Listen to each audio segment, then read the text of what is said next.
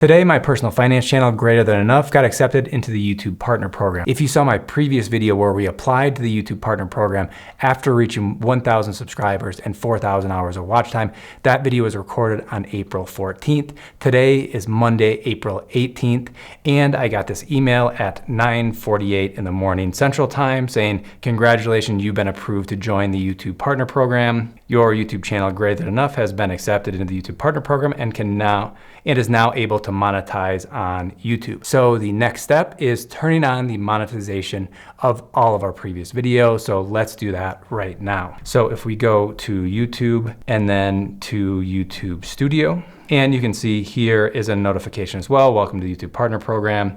And if we go down here to monetization, here we go, monetize your video, turn on ads, getting paid, setup complete. And then so here's what it's gonna look like after you're approved into the YouTube Partner Program. Here's what it looked like previously when you're trying to reach the metrics of 4,000 hours of watch time and 1,000 subs. Then here's what it looks like when you've reached those milestones. And then after being accepted, it's gonna look like this. Are you just getting started on YouTube? It can be a daunting task getting your channel set up, recording your first videos, editing your first videos, publishing your first videos. We just launched a new course for YouTube beginners.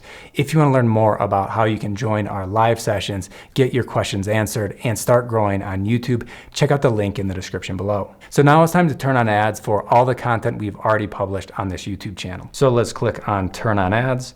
Review your ad defaults, so the type of ads you want.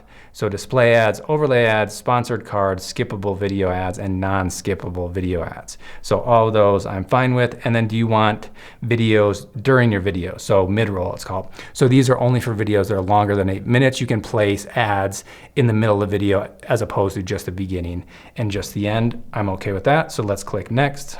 Monetize your existing videos. Which videos do you want to monetize? All of my existing videos. Monetize all.